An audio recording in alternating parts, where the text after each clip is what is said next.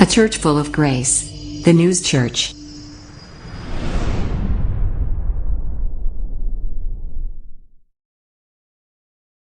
우리 오늘 성경 제목을 본문을 가지고 나눌 은혜의 제목이 변해야 얻는 축복이라는 말씀의 제목을 가지고 함께 은혜를 나누도록 하겠습니다. 여러분들이 다 잘 아시지만 우리 이제 교인 중에 우리 교회를 섬겨주셨던 집사님 한 분이 얼마 전에 하나님 품으로 가셨습니다. 자, 누구나 시간이 흘러서 육신이 연약함을 입게 되고 그 나약해지면 병에 걸릴 수밖에 없게 되는데요. 그 중에 그런데도 이제 살펴보면 그 병의 경과 중이 좀 다를 때가 있다는 것이죠. 왜 그렇게 병든 사람이 많고 또 그 병들 가운데는 고치기 어려운 희귀병에 걸려서 고생하는 사람들이 많은지 그런 사실들을 이렇게 겪어보거나 만나게 될 때 그 안타까움이 참 큽니다. 마음이 많이 아프고요. 자, 그런데 내 인생이 여기까지 살아옴에 있어서 건강에 큰 문제 없이 지낼 수 있다라는 것, 이것 또한 이게 큰 감사가 아닐까요? 얼마 전에 또 뭐 방송인 중에 보면 말해도 되나요? 이런 그 고인 이야기를 그 김수미 씨라고 하는 분이 또 갑자기 이렇게 질병 때문에 돌아가시게 되는데 집사님이에요. 아니 왜 크리스찬들이 갑자기 그렇게 돌아가실 수 있을까? 예고도 없이. 죽음은 누구에게나 예고 없이 옵니다. 자, 그런데 질병이 있는 자들이 이제 언제 돌아가실지 모르는 그런 상황이 있다 보니까 마음이 많이 아플 때가 있어요. 그러니 내 인생에 있어서 내가 지금까지 살아오는 날들 가운데 내가 건강하게 아프지 않고 살고 있다는 것, 이게 얼마나 큰 감사입니까? 물론 재물, 권력 다 필요합니다. 그러나 그 중에 재물이 없어도 권력이 없어도 건강만 있으면 살아요. 그런데 건강이 없다 그러면 재물이 무슨 소용이 있고 또 권력이 무슨 소용이 있겠습니까? 이런 그 가치라고 하는 것, 여러 가지 이런 기준들이 있겠죠. 그런데 그 가치들 많은 것들 중에 한 가지, 적지 않은 교회들이 어려움 가운데 또 교회의 재정 때문에 문을 닫는 교회들도 많이 있습니다. 이런 위기들을 우리는 요 근래 참 많이 보죠. 우리 교회가 그런 데서 탈피해 있다고 하지는 않아요. 우리도 사실 쉽거나 풍족하거나 그러지 않아요. 우리 교회도 어렵습니다. 그렇기에 안 목사님이나 제가 사업을 해서 교회를 유지를 하고 선교를 하려고 하고 있는 거예요. 우리 교회가 그런 어려움 가운데 있음에도 불구하고 문 닫지 않고 교회를 없애지 아니하고 이런 신앙의 공동체를 저와 여러분들이 함께 누리고 있다라는 것, 이게 하나님의 큰 은혜 아니고 뭐겠습니까? 우리 교회가 그런 어려운 가운데 있어도 신앙의 공동체를 이어갈 수 있다는 것, 이거 하나님의 축복이에요. 우리 교회가 부자 교회는 아니어도 그런 하나님의 축복이 있는 교회에 내가 속해 있다는 것도 큰 은혜인 겁니다. 그 믿음으로 지금 이 자리에 나오신 모든 여러분들이 하나님의 축복의 사람이 되는 줄로 믿습니다. 우리 교회도 물론 어려움이 있었어요. 재정적 어려움, 또 그 이외에 다른 여러 가지 복잡한 문제로 인한 어려움들이 있었습니다. 그런데 그때마다 하나님이 그 위기들을 다 넘어가게 하셨다는 것 저는 믿습니다. 그렇게 해주셨거든요. 또 그때마다 도움의 손길들을 통해서 또 교회가 은혜를 입게 하기도 하셨습니다. 또 어려움 중에서도 늘 하나님께서 그 하나님께 감사할 수 있는 그 믿음이 있다는 것 자체가 우리에게는 큰 남다른 축복인 줄로 믿습니다. 사실 조금만 생각해봐도 우리의 삶 자체를 놓고 하나님 앞에 이렇게 견주어 보면 세상에 그렇게 감사함이 넘칠 게 한두 개가 아니라는 거예요. 내 삶을 하나님 앞에 이렇게 올려놓고 보면 내가 살아온 지금까지 그 많은 날들이 하나님의 은혜가 아니고는 살아올 수 없었음을 고백할 수밖에 없다라는 겁니다. 그 믿음의 고백을 입술을 열어서 하는 저와 여러분이 되시길 축복합니다. 우리는 10가지 중에 9가지가 잘 돼도 그걸 감사할 줄 모르고 살 때가 너무너무 많다라는 거예요. 그 중에 한 가지만 잘못됐다고 해도 원망을 막 있는 대로 표현하고 입 바깥으로 내놓고 그렇기도 하죠. 우리가 추수감사절을 11월 17일 날, 이제 다음 주죠. 다음 주가 추수감사 주일로 드려지게 됩니다.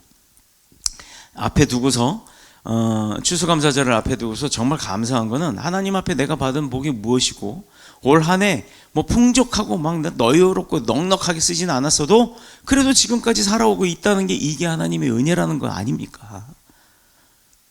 그럼에도 불구하고 내가 하나님 앞에 감사할 수 있다라는 것. 여전히 우리 교회는 강대 그 제사상처럼 그렇게 막 풍성하게 그렇게 하는 거를 안 해요. 올해도 하지 않을 겁니다.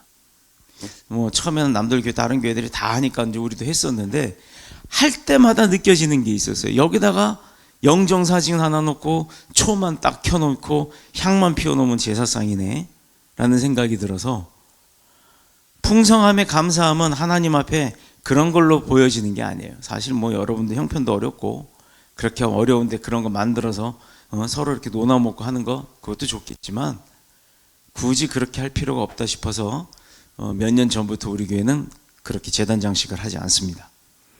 정말 하나님 앞에서 내가 받은 복이 무언지를 기억하고 그거에 대한 감사를 드리는 그 마음의 예배, 찬양, 기도, 그게 중요한 거지 물건 몇 개 갖다 놓는 게 중요하지 않다라는 거예요.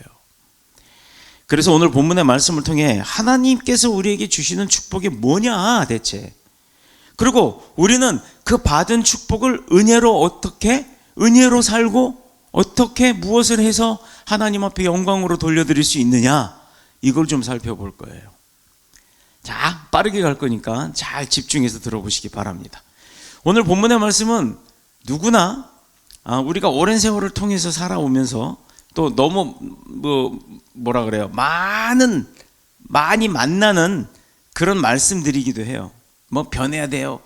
믿음이 생겼으면 과거를 버리고 뭐 새 사람이 돼야 되고 엄청나게 많이 듣습니다. 그런데 우리 여기 눈에 보이는 부분이 뭐가 있죠? 내가 과연 대체 어떻게 바뀌었죠? 안 보여요. 안 느껴져요. 왜 안 느껴지는지 여러분 아세요? 내가 변했다라고 생각은 했지만 왜 변한 것 같지 않느냐? 변해야 될 게 아직도 많이 남아 있어서 그래요. 그런데 10년 전 나의 교회 생활의 모습을 한번 되돌아가 봅시다. 주일날 아침에 일어나서 오늘 갈까 말까 막 고민하던 사람이 지금은 당연하다는 듯이 주일날 아침 일찍 일어나서 샤워까지 하고 깨끗이 제일 좋은 옷 입고 이쁘게 하나님 앞에 나와서 예배 드리려고 하지 않아요? 처음에 여러분들이 하나님을 만났을 때 생각해 보세요. 은혜는 있는데 이거 목사님 눈치 보여서 누구누구 장로님 때문에, 아니면 권사님이 자꾸 가자고 하니까 그래서 교회 나오지 않았나요? 아니면 연애하면서 상대 배우자 될 사람한테 잘 보이려고 그렇게 해서 교회 나오게 되지 않았었나요? 그런데 지금은 여러분 믿으면 어때요? 많이 변한 거예요. 많이 변했어요. 그런데 아직도 변해야 될 그 기준점이 하나님 선에 있다 보니까, 내가 그 기준선에 맞추려고 하다 보니까 아직도 변해야 할 게 많기 때문에 변한 것 같지가 않지만 무지 많이 변했다는 겁니다. 이게 축복의 길에 들어선 거예요. 지치지 말고 가야 하는 거예요. 끈기 있게 가는 거예요. 그래서 우리 사자성어에 대기만성이라는 게 있습니다. 큰 그릇은요 늦게 만들어져요. 하나님이 원하는 충실한 백성은 뭔지 아십니까? 하나님이 너 그동안 수고하고 애썼다 이리 와라 할 때까지 하나님 앞에 최선을 다하는 삶이에요. 끝이 안 보이죠. 그 끝은 내 인생, 이 땅에서의 삶이 끝나는 그 순간입니다. 그게 지나고 나면 하나님께 칭찬받느냐 칭찬받지 못하느냐의 차이가 남는 거예요. 여러분, 칭찬받지 못한다고 천국 못 가는 거 아니에요. 내가 예수 그리스도를 영접하기만 하면 간다고 했어요. 믿음으로 갑니다. 그런데 그 믿음이 부족하냐? 아니요. 그 믿음을 통해서 내가 행했던 행함이 부족할 뿐이에요. 그러면 이왕 하는 거, 이왕 천국 하는 거 하나님 앞에 브랜딩 되는 사람이 좋겠어요? 하나님이 가만있어 봐, 너 내 백성은 맞는데 너 뭐 했지? 이렇게 여김을 받는 게 좋겠습니까? 아니면 가자마자 우와 너 왔냐? 반갑다. 너 그동안 수고 많았다. 내가 너 다 봤어. 너 나 위해서 정말 일 많이 했더라. 내가 너 참 이뻐한다. 기억하고 있어. 이렇게 되는 게 좋겠습니까? 우리는 바로 그 삶을 가르는 거예요. 믿는 자의 심판은 바로 그겁니다. 너 내가 알아. 내 백성인 거 알아. 그런데 내 백성으로서 네가 얼마만큼 어떤 삶을 살았어? 그거에 심판을 받는 거지. 네 죄가 있냐 없냐 이거 심판받는 게 아니에요. 그러니 우리는 믿음의 백성으로 구원을 받은 자, 하나님의 백성으로 도장을 받은 자, 인침을 받은 자, 그러면 이 도장 받은 사람이니 얼마나 행복합니까? 당당하게 삽시다. 내가 세상에서 조금 부족하고 모자랄 수는 있어도 하나님 믿는 거에 대해서만큼은 부족하지 않아요. 모자라지 않아요. 그러니까 당당할 수 있어요. 너 돈 많아? 근데 너 하나님 알아? 모르지. 그 돈의 주인은 하나님이야. 하나님이 한 번에 훅 불면 그거 싹 날아가거든. 우리는 알잖아요. 이렇게 하나님의 도우심으로 위기가 있다 할지라도 그것은 축복으로 바뀔 수 있다는 게 우리의 권세입니다.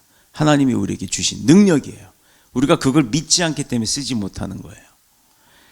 자, 말씀에 순종했더니 내가 할 수 없는 불가능한 일이라 생각했던 것들이 가능하게 되는 줄로 믿습니다. 아멘. 그 누가 해요? 내가 하는 게 아니라 하나님이에요. 다 맞는 말이죠. 그러나 여기에 한 가지를 더 더해본다면 그것은 인생에 있어서 그 본질에 관한 내용입니다. 그게 좀 더해져야 될 부분이 있어요. 인생은 내가 계획을 하고 내가 움직여서 그 계획대로 잘 가면 이루어진다라는 논리가 성립이 됩니다. 그러나 그 명제, 성공이라고 하는 명제를 향해서 내가 그 논리를 내가 세워서 간다 그러면 다 되죠. 다 성공합니다. 그런데 실제로 해보면 어때요? 돼요, 안 돼요? 돼요, 안 돼요? 잘 안 되죠. 성공하기 쉽지 않아요. 왜? 그 논리를 내가 세웠기 때문이에요. 내가 계획을 세웠고 그 계획대로 하면 될 거야 라고. 됩니다. 믿음의 백성이 세우는 계획이나 논리는 되는 거예요. 그런데 여기서 빠진 게 있단 말이에요. 결제를 안 받았어. 그 일을 이루실, 내가 하는 게 아니라 그랬죠. 내 인생은 하나님이 이루실 그 일의 결제를 받는 방법이 바로 기도란 말이에요. 그 기도를 통해서 하나님의 결제까지 이루어지면 그 일은 가만히 있어도 가게 되고 가기만 하면 성공하는 거예요. 이게 다르다는 겁니다. 그러니까 믿어야죠. 잘 믿어야죠. 열심히 믿어야죠. 충성을 다해야죠. 본문을 보면 예수님께서 제자들과 더불어 가나의 혼인잔치에 앉아 있는데, 여러분 여기서 크게 큰 맥락으로 멀리서 이렇게 좀 제3자가 앉아 있점에서 딱 보면 예수님은 그냥 꼬아다 놓은 보릿자루예요. 아니 가나의 혼인잔치에 예수님을 초대를 했단 말이에요. 굉장히 유명한 인플루언서 예수 그리스도를 초대했단 말이에요. 그런데 그 초대하신 분이 귀퉁이에 앉아 있어요. 누구도 거기 신경 안 써요. 막 일하느라 바빠요. 그런데 또 하나의 관점에서 오늘 본문을 보면 예수님의 유괴 어머니 마리아가 왔단 말이에요. 마리아가 뭐라고 얘기를 하죠? 술이 떨어졌대요. 잔치에 술이 떨어졌대요. 그런데 재밌는 일이 있습니다. 예수 그리스도께 와서 술이 떨어졌다고 얘기를 해요. 왜? 예수님이 무슨 뭐 양조장 사장도 아니고 양조장집 아들도 아니고 왜 예수님의 어머니께서 예수님한테 와서 술이 떨어졌다 했을까? 그런데 예수님의 어머니의 위치를 한번 잘 생각해 볼까요? 참 재밌는 일이에요. 예수님의 가족이 결혼하는 거 아니죠. 예수님의 여동생이 결혼하는 거 아니란 말이에요. 남동생도 아니에요. 가나의 그 혼인 잔치에 초대돼서 왔는데 예수 그리스도의 어머니, 유괴 어머니 마리아가 일을 합니다. 술 떨어졌다 그러고 거기 일꾼들에게 뭐라고 얘기해요? 예수께서 지시하는 대로 따르라 하고 그 일꾼들한테 명령을 해요. 이게 뭔 얘기지 대체? 여러분 이 성경 참 많이 읽어봤을 거예요. 그런데 이 성경의 내용을 쭉 읽어보다 보면 관점을 바꿔볼 때마다 주인공이 바뀌어요. 예수 그리스도냐? 마리아냐? 뭐죠? 갑자기 생각이 안 나. 뭐예요? 가만있어 봐. 본문에 잠깐만. 본문 좀 봐봐. 연회장. 연회를, 이 잔치를 만들어가지고 이끄는 사람, 그 주인공, 그 사람이 주인 아닙니까? 그런데 참 술 납품하는 가족도 아니고 거기에 막 분주하게 잔치를 치르느라고 일하는 일꾼들에게 지시하는 마리아와 또 거기에서 술이 없다고 예수님 앞에 쫓아온 마리아와 또 그 얘기를 듣고 그 술을 만들어 주시는 예수님과 이 관계가 대체 뭘까요? 한번 생각해 보신 적 있나요? 오늘 본문에 참 큰 은혜가 있더라 이 말입니다. 사람들이 아무리 열심히 준비하고 만일의 사태에 대비한다고 해도 인간과 지식과 능력 갖고도 부족하거나 모자라거나 안 되는 일이 있더라 이 말이죠. 안 되는 거 많아요. 누구나 완벽할 수가 없기 때문에. 자, 그런데 예를 들어서 누가복음 12장의 그 부자의 이야기를 보면 어떤 일이 있냐? 스스로 생각하기에도 자기 스스로가 그 돈 갖고 이렇게 준비를 하면 만족했어요. 이 정도면 될 거야 라고 했지만 그 인생이 아무런 변화가 없다고 생각했나요? 변화가 있을 거라고 생각했나요? 예수님이 따라오라 하니까 어떻게 됐어요? 재산이 아까웠던 거예요. 그냥 오라고 그랬어요? 버리고 오라고 그랬잖아요. 그런데 그날 밤에 아무런 걱정도 없고 장담하던 그 인생이 어떻게 해요? 너무 허무하게 갑자기 그 인생의 종을 딱 치고 말았습니다. 간단하잖아요. 우리 삼성의 모 회장님 그 많은 재산 있으면 뭐합니까? 몇 년을 병원에서 살려고 노력했지만 인생의 생명의 주관자는 누구시라고요? 하나님. 근데 그분은 하나님을 알지 못했어요. 자, 그런데 주님이 이 사람을 향해 뭐라고 했어요? 어리석은 자라고 했습니다. 집중해야 할 거에 집중하지 않고 엉뚱한 거에 집중했어요. 집중해야 하는 시간에 그 집중해야 할 일이 아닌 다른 생각을 합니다. 우리 학교에서 수업 받을 때 생각해 보세요. 저도 그랬어요. 고등학교 때 워낙 배가 고프게 살아서 수업 시간에 책 딱 펴놓고 도시락 까먹고 책상 밑에서 서랍에서 도시락 까먹고 맨 뒤에 앉아서 맨 앞에 앉은 사람은 수업하느라 선생님 눈앞에 있고 냄새나고 소리 들리고 하니까 그렇게 할 수가 없죠. 맨 뒤에 60명 70번대에 앉아갖고 수업 시간에 수업 안 하고 만화책 본다든가 도시락을 까먹는다든가 하면 그 사람 성적이 어떻게 되겠습니까? 좋겠어요? 나쁘겠어요? 당연히 성적이 안 나오는 거죠. 인생도 마찬가지입니다.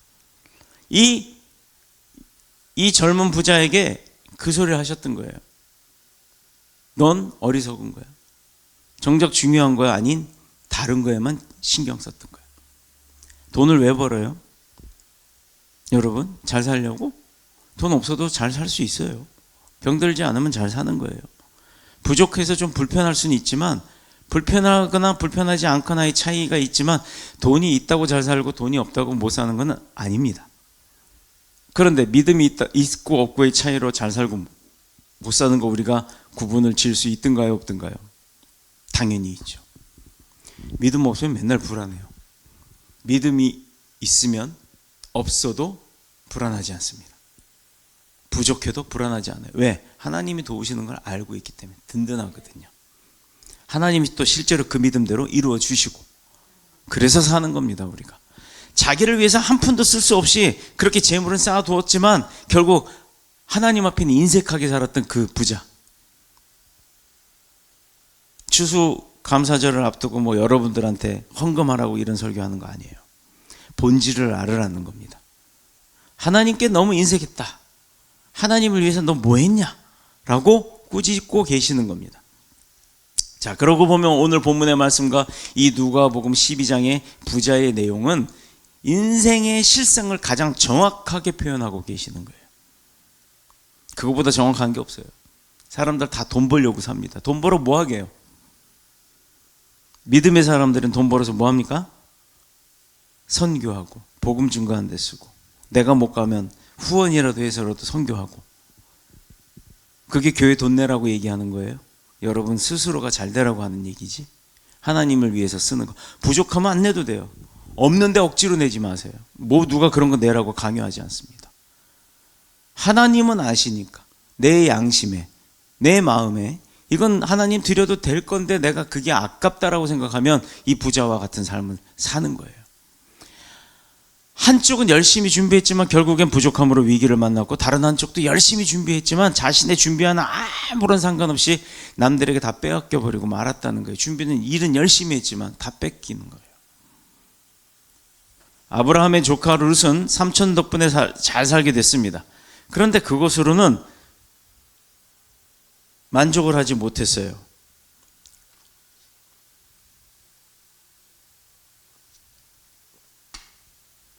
그래서 아브라함의 조카 룻이 택한 게 뭐죠?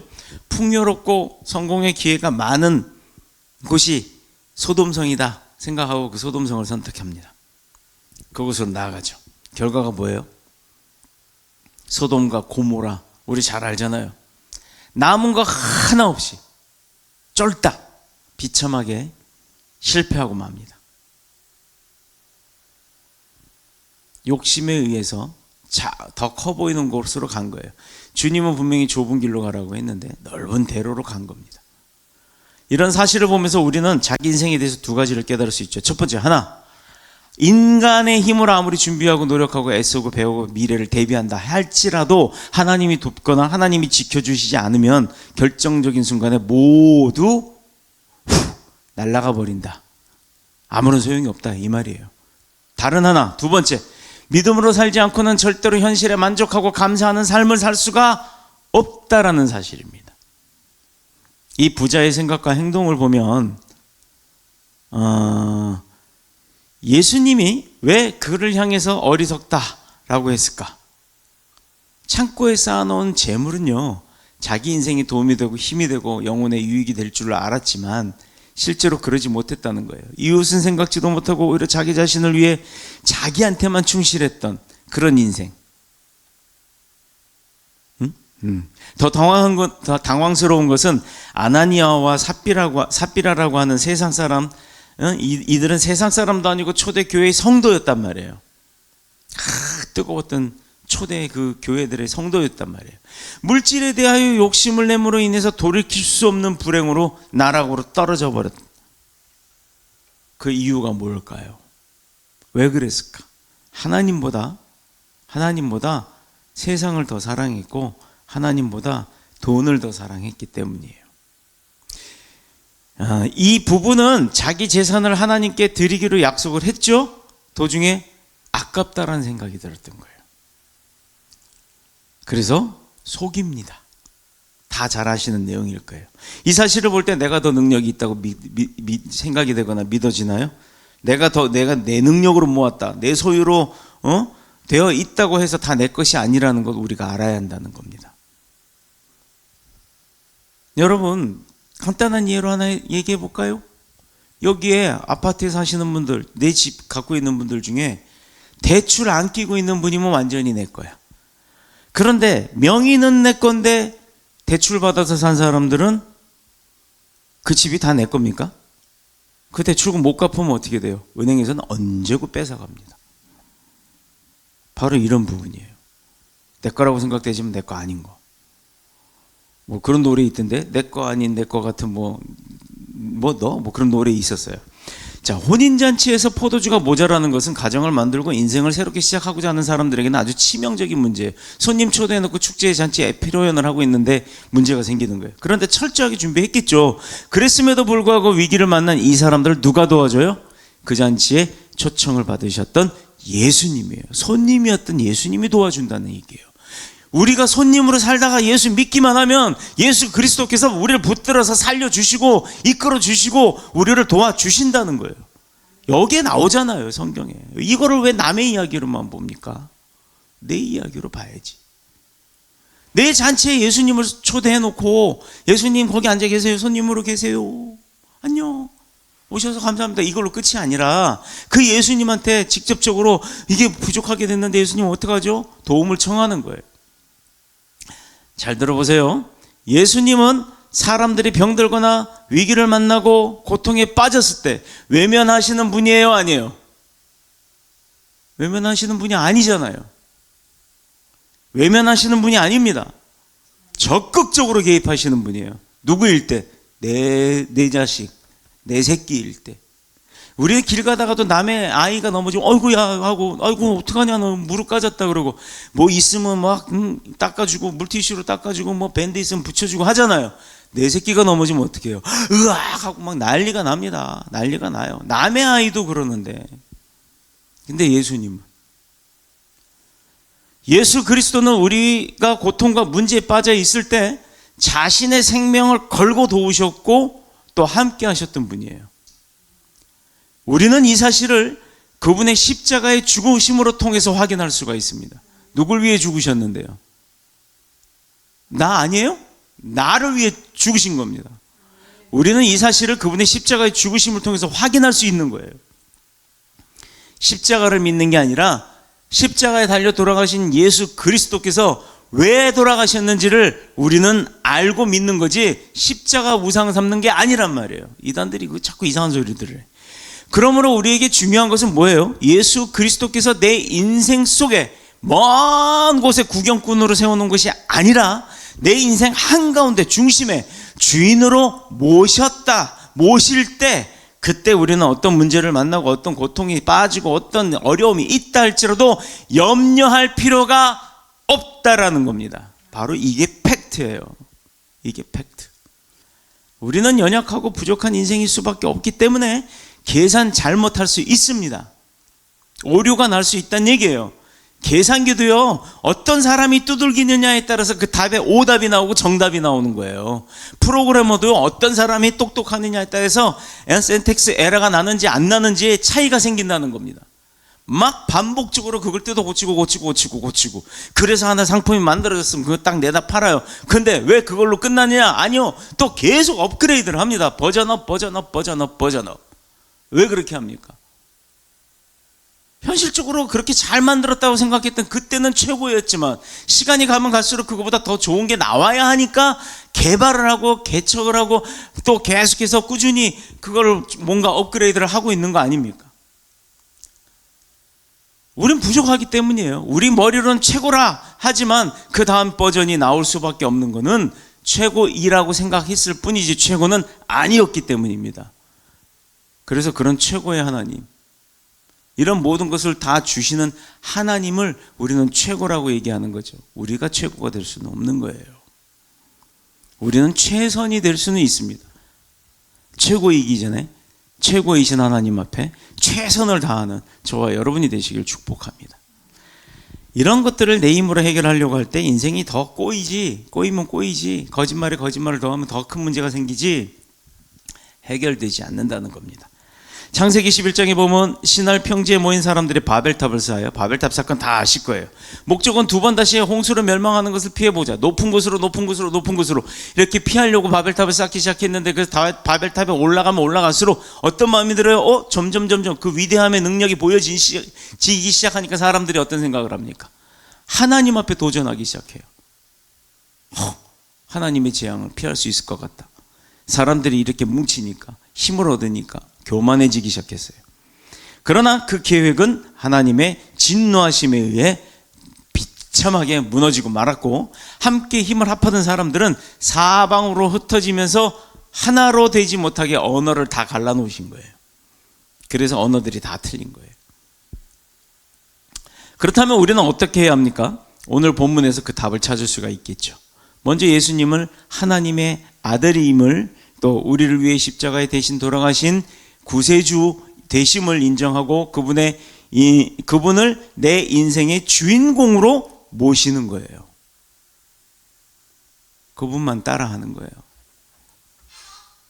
내가 권력자를 따라가고 내가 돈 많은 사람을 옆에 있으면서 그 사람 모티브 삼아서 내 삶을 그렇게 바꿔가려고 하는 것, 그렇게 노력하다 보면 나도 그 사람처럼 되잖아요. 내가 예수 그리스도는 왜 그렇게 못합니까?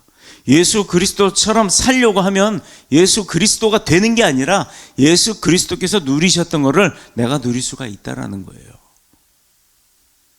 오늘 본문을 보면 가나의 혼인잔치에 처음에 예수님은 분명히 손님으로 오셨습니다. 그런데 문제가 발생했을 때 손님으로 오셨지만 그 문제를 해결해 주는 주인의 역할로서 일을 하셨다는 거예요.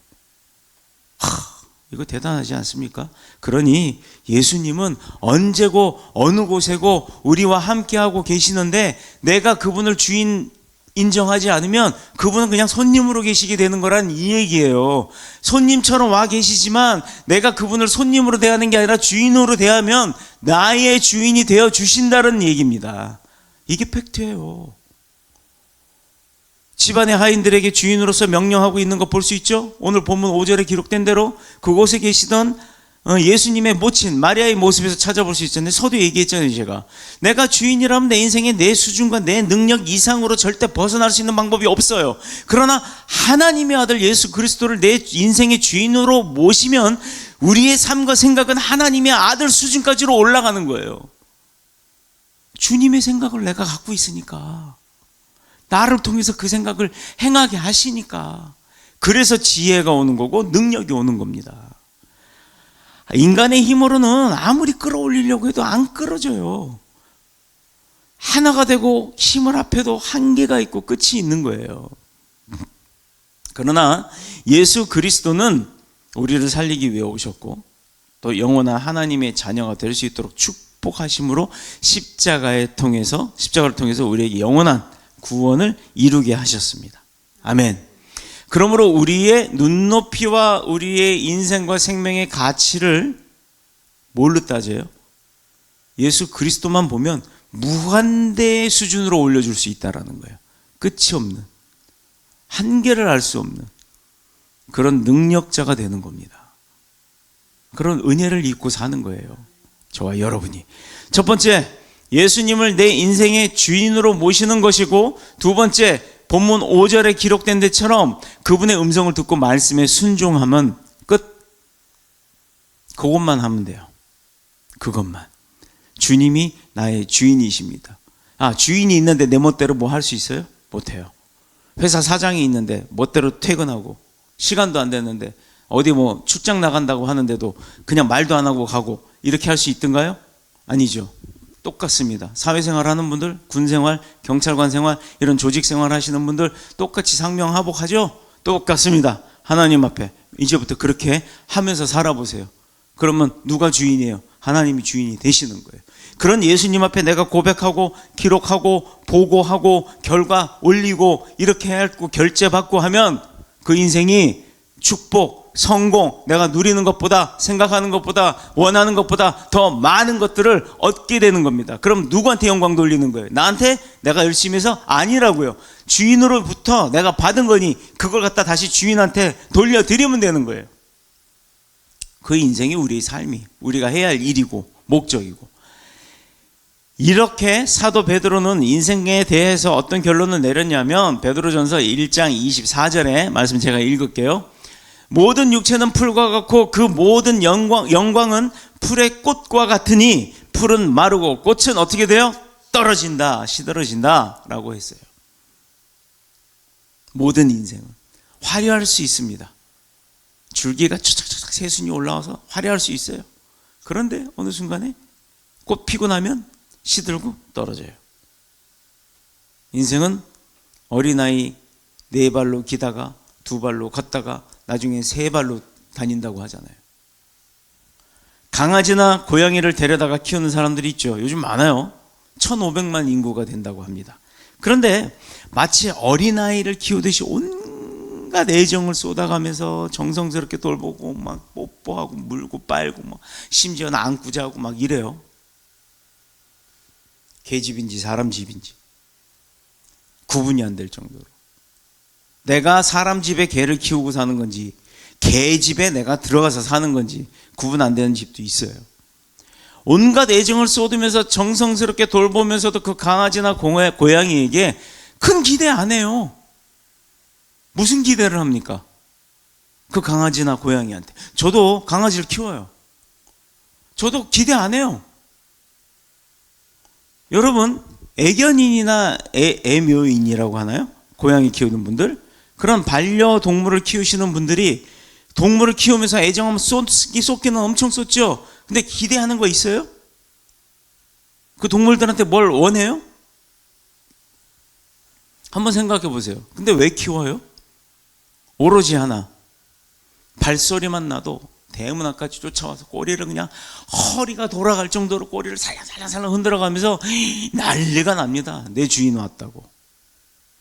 여러분은 그런 동물이 이뻐서 키우는 거잖아요. 나를 반기니까, 나를 좋아하니까, 내 말에는 잘 따르니까, 내가 원하는 기쁨을 나한테 주니까, 그거 이외에 더 있습니까? 없죠. 그러면 그게 얼마나 이뻐요. 막 내가 못 먹어도 걔는 더 먹이고 싶어 하지 않습니까? 마치 자녀 키우는 것처럼. 죄송합니다. 여러분이 그런 개처럼 되어보세요. 하나님 앞에. 하나님, 주님, 나 주일만 기다려요. 하나님은 최고입니다. 내가 하나님 없이 못 살아요. 이래봐요. 우리의 삶이 정확하게 그런 동물을 보면서도 느껴야 될 건 느껴야 되는 겁니다. 여러분들 절대 개하고 뭐 그런 표현이 아니에요. 오해하지 마시고, 하나님, 우리도 동물을 보면서 그런 기쁨을 만족하고 이뻐할 정도라면 우리를 손수 빚어서 만드신 하나님은 우리를 어떻게 생각하시겠냐 이 말입니다. 그러나 하나님 앞에 울기도 하고 속상하면 우리 회사 다니듯이 사장님한테 보고하듯이 그런 보고를 통해서 큰 축복을 누리시는 저와 여러분 되시길 축복합니다. 동물들은요, 인격이 없어요. 인격을 가진 사람이 아니기 때문에 크게 기대하지 않는 거예요. 그 짐승에게 그럼에도 불구하고 애정을 쏟는 이유는 그 애정을 쏟음으로 말미암아 그 동물이 나를 반기고 주변을 맴돌고 나 혼자 있지 않다, 너랑 같이 있다라고 하는 뭔가 그 외로움을 달래주기 위한 자기 만족 때문에 그렇게 이뻐하는 겁니다. 그거 이외에는 없어요. 뭘 강아지나 고양이나 뭐 심지어 막 뱀도 키우는 사람도 있습니다만 그런 반려동물이라고 하는 것에 그렇게 마음과 애정을 쏟겠습니까? 아무것도 없어요. 내가 외로우니까. 아니, 주님이 옆에 있는데 왜 외로워요? 옆에 있는데 아까처럼 손님처럼 내버려 두니까, 그러니까 외롭죠. 고양이가 개, 사람처럼 효도하거나 용돈 갖다 바치거나 세배하거나 그러지 않습니다. 겨우 하는 거 뭔지 아세요? 손, 앉아, 이리 와, 저리 가, 이런 거. 부자의 창고에 쌓여있는 재물은요, 인생의 도움보다는 자기 만족의 수준을 벗어나지 못합니다. 오늘 본문 6절, 거기에 유대인의 정결 예식에 따라 두세 통 드는 돌 항아리 6이 놓였는지라. 자, 연회장한테 갖다 주라 그랬죠? 물 부어서. 아니, 술이 떨어졌다 그러는데 그 돌 항아리에다가 물을 따라 주래요. 근데 여러분, 그 돌 항아리에 뭐가 담겨 있었던 거라고 생각이 되세요? 성경에 어디에도 그 내용 없어요. 그러니까 그 시대적 배경과 그 시대 사람들의 삶이 어땠는지를 성지순례를 가봐야 알아. 물동아리라고 하는 그 동아리가 우리 생각하면 뭐 예따만한 것 같죠? 우리 양조장 가면 막걸리 담아놓는 이만한 통들. 중국 여행 가보면은 그 무슨 술이야 그런 거 이만한 뭐 드럼보다도 큰 통, 그런 거 아니에요. 이스라엘 지역에 가보면 물 항아리라고 해봤자 우리나라 뭐 김치떡 항아리 정도 그 수준밖에 안 돼요. 그런 항아리에 뭐가 담겨 있었을까 생각해 보셨나요? 그 항아리에 술이 담겨 있었을까요? 술 담겨 있던 항아리가 비었으니까 거기다가 다시 물을 부어라 했더니 먹는 물을 부어라 했던 것 같아요. 여러분, 이스라엘 가보신 분들 알아요. 물이 그렇게 흔치 않아요. 그 물은 뭐냐면, 그 항아리는 뭐냐면 이스라엘 사람들한테 지금도 식당 가면 그런 거 나오죠. 뭐 고급 식당 가도 그런가요? 손 씻는 물이 나와요. 저는 옛날에 그 몰라서 그 먹는 물인 줄 알고 마셔버렸는데, 이거 손 씻는 물이 한 접시 나오는 거예요. 이 항아리가 바로 그런 물을 담아놨던 항아리예요. 거기다 그냥 물을 담으래요. 일반적인 물. 그런데 가져갑니다. 가져가는 동안 어떤 일이 벌어졌을까? 종업원들이 가지고 가요. 연회장한테. 근데 그 사람 딱 보니까 술이네? 한 탁 먹어봐요. 이야, 먹어봤더니 최고의 맛이에요. 사람마다 10절, 사람마다 먼저 좋은 포도주를 내고 취한 후에 낮은 것을 내거늘 그대는 지금까지 좋은 포도주를 숨겨놨다가 계속해서 좋은 걸 나온다, 이 얘기를 하는데, 그게 뭐였죠? 물을 술로 변하게 하신 예수님의 능력이란 말이에요. 근데 그냥 일반적인 술도 아니고 최고급의 술로 바꾸어 주셨다는 겁니다. 이 사건에 대해서 결론을 맺기를 예수님께서 행하신 첫 표적이다라고 이야기해요. 성경에 보면 기적이 있어요. 이적도 있고 기사라고도 표현되고 또 표적이라고도 오늘 본문에 나옵니다. 이거 다 뭔 뜻이에요? 모르죠? 에? 이적, 기적, 기사, 표적. 똑같은 말 같은데 느낌은 그런데 의미가 왜 다 다를까? 다 달라요. 혹시 아세요? 이거요, 의미에 있어서는 큰 차이가 없어요. 다 그런 뜻이에요. 뭔가 뭐 마술 같은 일들이 막 벌어지는 것, 이런 것들을 얘기하는 거예요. 근데 본문에서 예수님께서 행하신 능력을 표적이라고 한 것은 이유가 있습니다. 이 일을 행한 자가 누구냐, 그 주체가 기록이 되는 거예요. 이 일을 왜 행하셨느냐에 대한 그 의미와 목적을 밝히는 뜻에서 아주 찝어가지고 말하기 때문에 표적이라고 이야기를 하는 거예요. 기적은 누가 봐도 막 마술처럼 안 되는 일인데 일어난 것, 이런 걸 기적이라고 그러고, 이적은 생각은 했지만 생각보다도 더 크게 일어난 일, 이거 한문을 좀 보시면 이해가 될 겁니다. 자, 간단히 말해서 예수님의 하나님의 아들 되심을 보여주기 위함이었어요. 이건 누구도 할 수 없는 일. 그런데 누가 했다? 예수 그리스도께서 했다라는 거. 물론 이 연회장은 누가 그거 만들었는지 몰라요. 그냥 당연히 사온 술 보관해놨다 준 줄 알아요. 그러나 그 물동이를 들고 간 그 일꾼들은 그게 어떻게 된 건지 내막을 알잖아요. 기절하는 거죠. 기절하는 거예요. 아니, 물 부으라 그래서 내가 물 부었는데, 물 갖고 왔더니 이 사람이 취해가지고 이게 물 맛인지 술 맛인지 구분 못하나? 이게 아니었어요. 자기들도 먹어봤겠죠. 우와 했을 겁니다. 바로 그런 게 표적이에요. 그런 일을 행하시는 분이 하나님이에요. 그런데 우리가 어렵다고 하는 일이 안 될까요? 되는 줄 믿습니다. 10절, 사람들이 이 물을 마시고 이구동성으로 칭찬하는 이유가 뭘까? 물이 색깔이 변하고 맛이 변하고 냄새까지 변하고 그 가치와 본질에 있어서 전혀 다른 것으로, 최상의 것으로 변했기 때문이에요. 핵심은 인생이 주님의 말씀에 순종했더니 모든 것이 근본부터 변하였다. 어떤 걸로? 최고로. 이게 핵심입니다. 바로 이것이 우리 인생의 실상이에요. 우리 인생 지금 힘들어요?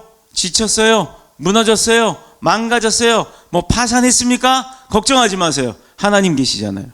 그 하나님을 내가 내 주인으로 모시는 순간 다 회복될 줄로 믿습니다. 내 힘과 머리와 재주만 믿고 준비하는 인생은 바벨탑 같고 롯과 같은 인생을 살았던 겁니다. 내가 변하면 새로운 길이 열리는 거예요. 변해야 얻게 되는 거예요. 축복은. 내가 바뀌면 세상도 바뀌어요. 또 변하지 못하는 그 모든 변화 가운데서도 내가 변하지 못하면 그 문제는 바뀐 세상이나 바뀐 일들이 문제가 아니라 내가 문제인 거예요. 내가 업그레이드를 못했기 때문에. 그래서 지금부터라도 하나님의 아들 예수 그리스도를 내 마음에 영접하고 내 인생의 주인공으로 모시고 살면 그분의 말씀에 순종하고, 또 그때마다 가나 혼인잔치에서 예수님께서 보여주셨던 그런 표적들이 내 삶 가운데 매일 일어나게 될 줄로 믿습니다. 그래서 아브라함이 아브라함으로 바뀌게 된 거예요. 바뀌고 나서부터 하늘의 은하수보다도 많은 자손들이 이 땅 가운데 살게 된다고 하잖아요. 여러분, 지금의 인생이 내 인생의 끝이 아닙니다. 지금까지의 내 인생이 시작점이에요. 오늘 이 순간부터 오늘 말씀을 듣고 내 마음에 감동을 받고 또 방법을 알게 되었으니 이제 매일매일 하나님 앞에 보고하고 결산하고 결제받고 또 축복의 삶을 사시는 저와 여러분 모두가 되시기를 그리스도 예수님의 이름으로 축원합니다. 축복합니다. 기도드리겠습니다.